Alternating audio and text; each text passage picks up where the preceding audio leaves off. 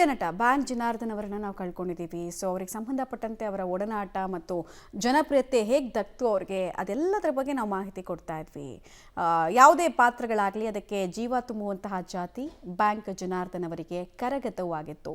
ಧೀರೇಂದ್ರ ಗೋಪಾಲ್ ಬಗ್ಗೆ ನಾವಾಗಲೇ ಮಾಹಿತಿ ಕೊಡ್ತಾ ಇದ್ವಿ. ಧೀರೇಂದ್ರ ಗೋಪಾಲ್ ಮತ್ತು ಕಾಶಿನಾಥ್ ಅವರ ಕಾರಣಕ್ಕೆ ಒಳ್ಳೊಳ್ಳೆ ಅವಕಾಶಗಳನ್ನು ಗಿಟ್ಟಿಸಿಕೊಳ್ಳೋದಕ್ಕೆ ಬ್ಯಾಂಕ್ ಜನಾರ್ದನ್ ಅವರಿಗೆ ಸಹಕಾರಿಯಾಗಿತ್ತು. ಇನ್ಫ್ಯಾಕ್ಟ್ ಈ ತರ್ಲೆ ನನ್ನ ಮಗ ಅನ್ನುವಂತಹ ಸಿನಿಮಾಗಳೆಲ್ಲ ಇವತ್ತಿಗೂ ನೋಡಿದಾಗ ಫ್ರೆಶ್ ಅಂತ ಅನ್ಸುತ್ತೆ, ಫ್ರೆಶ್ ಕಂಟೆಂಟು, ಫ್ರೆಶ್ ಆ್ಯಕ್ಟಿಂಗ್ ಅಂತ ಅನ್ಸುತ್ತೆ. ಸೊ ಅಷ್ಟರ ಮಟ್ಟಿಗೆ ತಮ್ಮ ಎಫರ್ಟ್ಸನ್ನು ಹಾಕಿದ್ರು ಅವರು.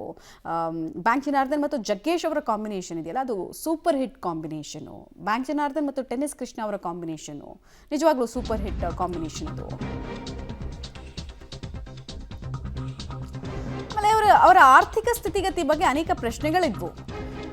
ಆಸ್ಪತ್ರೆಗೆ ಸೇರಿ ಮೃತಪಟ್ಟಾಗ ದುಡ್ಡು ಕೊಡೋ ಬದಲು ಬದುಕಿದ್ದಾಗಲೇ ಸಿನಿಮಾಗಳಿಗೆ ಸಣ್ಣ ಪುಟ್ಟ ಪಾತ್ರಗಳನ್ನು ಕೊಡಬೇಕು ಸಿನಿಮಾಗಳಲ್ಲಿ ಅಂತ ಅವರು ಹೇಳ್ಕೊಂಡಿದ್ರು ಒಂದು ಸಂದರ್ಶನದಲ್ಲಿ.